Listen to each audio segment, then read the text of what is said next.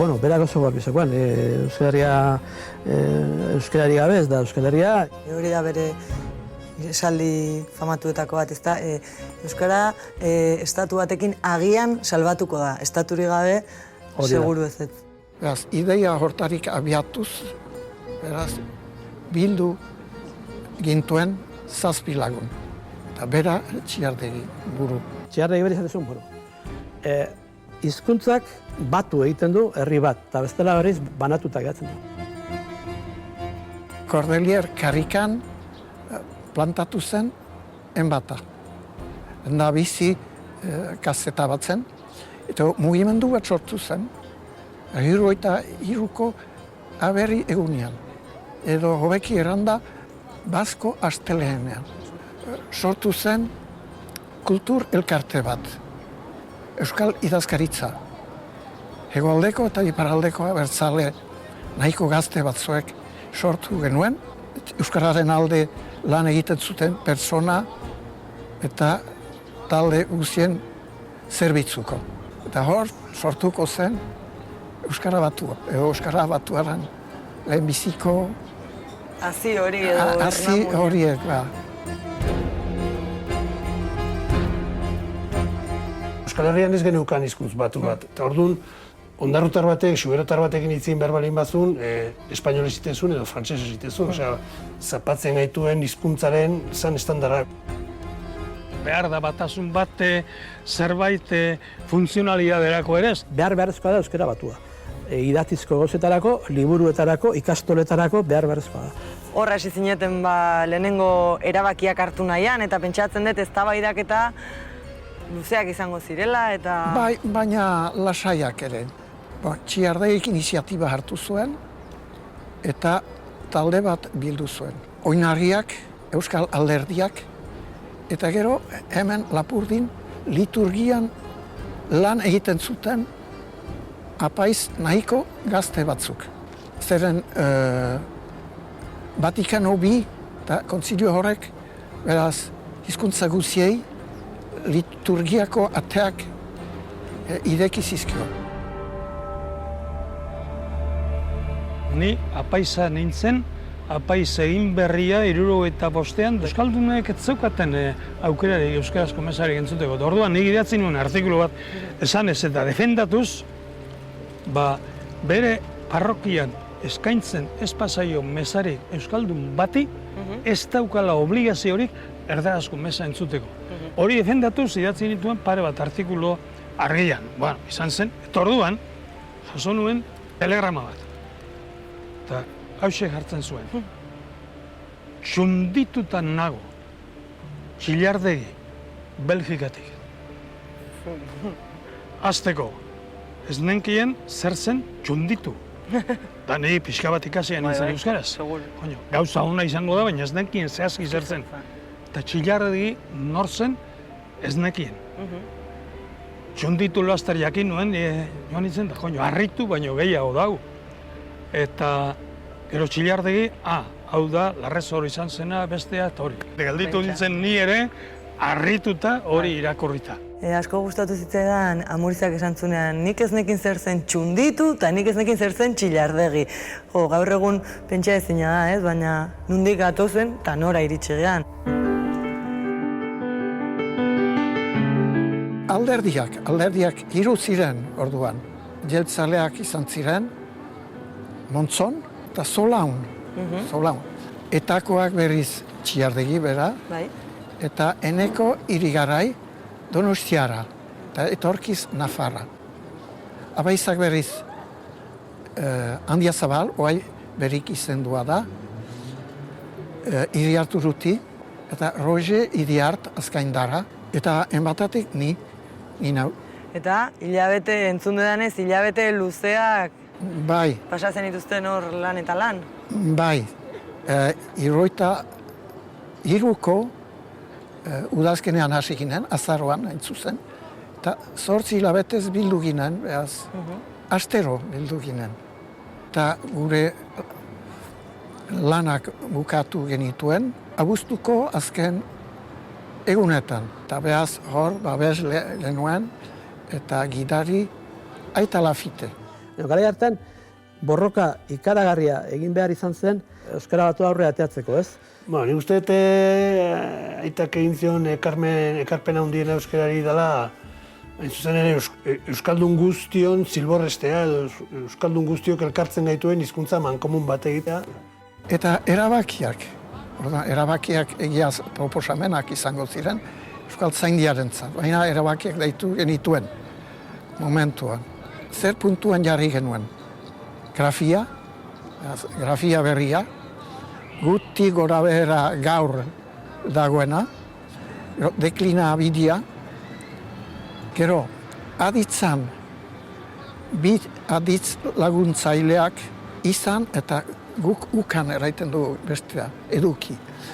Bai, karrera bukatzean amonak oparitu zian Baionako biltzarraren erabakiak. Euskara Batua. Aitona ja ez egon, orduan amonak eukiko zun gordeta, eta negoatzen ez karreran hori ikasten, eta bukaerako lan ere horren inguruan, eta batean ja bukatu nunean, eta amonak esan zian, bira, hemen dakazu, Baionako biltzarraren erabakien lehenengo ale original bat.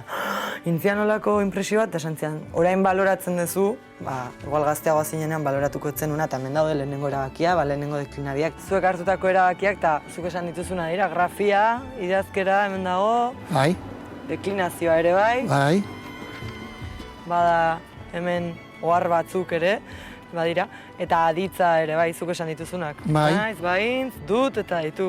Dabantekin hitz egin alizatea, eta dabantekin hitz egin alizatea Baionan, enbatako egoitzaren ondoan, eta 74ko biltzarra hartaz, amonako paritutako erabakiak eskuan, nik onartzen dut niretzat zerbait berezia eta hunkigarria izan zala.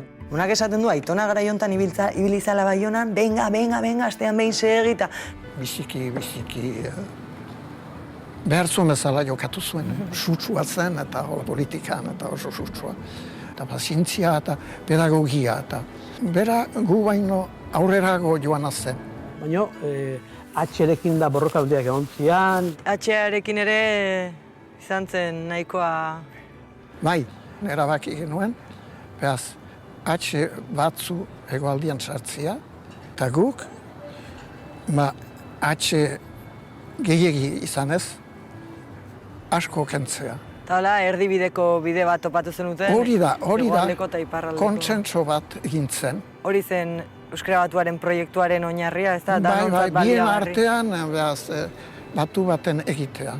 Noratzen naiz, behin eskolan H-akin hasi ginean esan ulan, okurritu zitzaidan hemen esatea, jode, eski H-arena oso zaila da, eta esplikatu ziatela Monak eta Aitonak, nola H-aren garrantzia, nola xuberan auskatzen den, eta batuak izan behar dula danontzako eta danok ulertzeko, eta H-akin zogora berak egontzian, eta ze resistentziak egontzian H-a ez sartzeko. Eskerrak, momentu hartan ez bagenun konpondu Euskara Batuaren lehien eztabaida, eta bainik egongo gineke Euskara Baturik gabe danak erderaz funtzionatzen, baina hori bintzat, Franco hil aurretik resolbitu zen, da hori nik uste... Aurrerapena handia izan dela. Zugarrezko aurrerapena ekarri dula.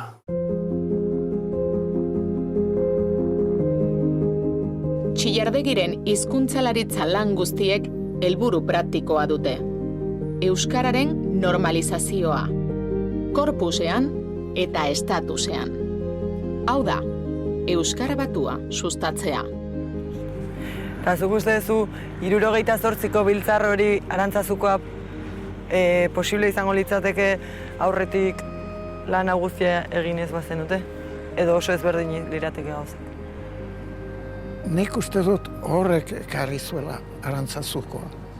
Zen Aita Lafitek Euskaltzaindira ere eman zuen, eta bermatu, eta...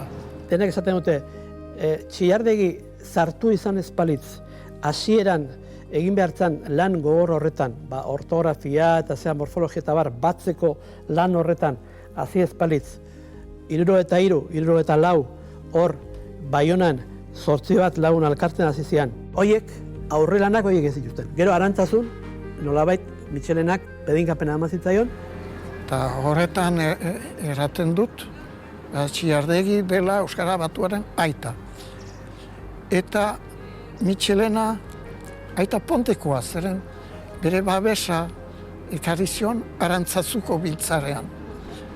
Arantzazuko biltzar hortan, Baionako gure lana hartu zuten, Eta nik, pixka bat sinpletu zeraiten dut, benedikatu.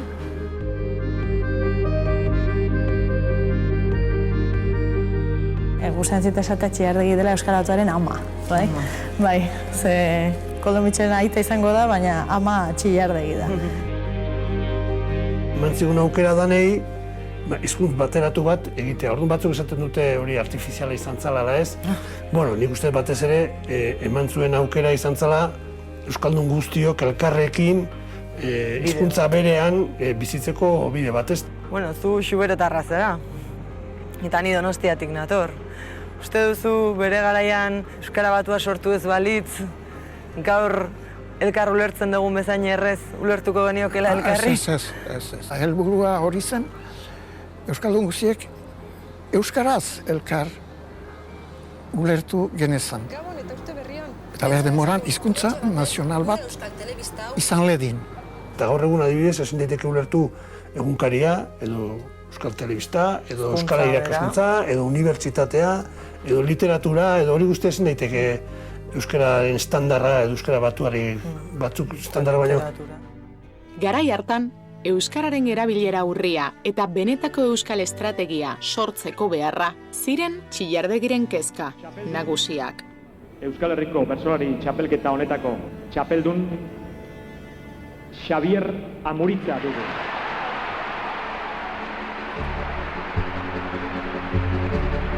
Zerk eraman zintuen pentsatzera eta erabakitzea, nik txapelketa hau batuan mota behar. Euskal Herrikoa zelako.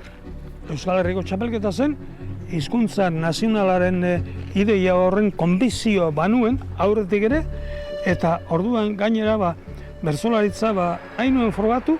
Egin zitekeela, nahi Bizkaieraz egin izan banu, ez ziren hainbestean ulertuko hori ziur. Eta orduan, eredu hori nazionala zela. Eta nazionalari izanik, Euskal Herriko txapelketa zenez, Bizkaiko saioetan tokatu zen ere, batuan egiten nuen, nahiz eta Bizkaian izan. Irabazi, noski, nahi nuen irabazi, baina bertsolaritzan izan dituen herrin aldetik, beste aldetik, doinu, herrin nahi duzun guztia, eta gero batuan. Eta lortu, batuan egin da, zabalkunde eta ulertze handiagoa euskalkian egin banu baino. Hori lortu nuen, orduan erotzako bere izan zen garipen handia, atsegin handia, eta gero jendearen ere bai, eta Txillardegi bezalako entzat izan zen, hau da bidea eta hau da. Baina lehenengo aldiz nola egiten nuen, neu ere ez nengoen ziur nola atera zitzaidan edo osorik edo biribil atera zitzaidan alde horretatik biribil. Seguru nago Amurizak batuan kantatu zunean, Aitona txoratzen ibiliko zara. Ez zalantzaik egiten, hori seguru. Amaitzeko puntu bat jarriko dizuet, ni banoa kalera eta segizuet. La la la la la la la la la la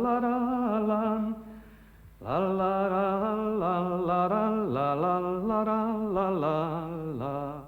Hor, baditut zure Aitonaren ganik hartu nituen gutun batzuk. Bai? Bai? Zuk, bai. Mentxe. Zuberako eskalkiaz. Galdera batzuk egiten dizkit. Bai? Batuaren sortzailea izan arren, beraz euskalkiak ere onartzen zituen, eta zen euskalkiak ere beren tokia badute. Honek badu bere pixua, Bai. Espaldiko honetan nire berriri gabe bizi nauk zoritxarrez, ikusten da, laguntasun hori. Eta hemen ikusten da, zentuaren kontua, etxe bat. Gutun horietako bi, zuretzat. Mi esker, eskerrik asko. Ez itzutut besarkatu, baina. Ezin dugu, bestela bihotzetik bihotzera. Bai. Eskerrik asko, benetan, Niretzat hore bada, hain bide zaila batera urratu zenuten, bi gizon handiren arteko guztia nire eskutan eukial izate. Gizon handirik ez dago, ez bentsabena. Gizon langileak bagara, plazer dut, zure ezagutzia. Nik ere bai. Dabant aurrez aurre euki eta beak prozesu hori kontatzea eta Aitona nola gogoratzen zuen eta bera ere unkituta ikusteak egia esan asko unkitu nindun. Hori berezia izan da eta niretzat momentu hori oso gordeta eramateko modukoa izango da.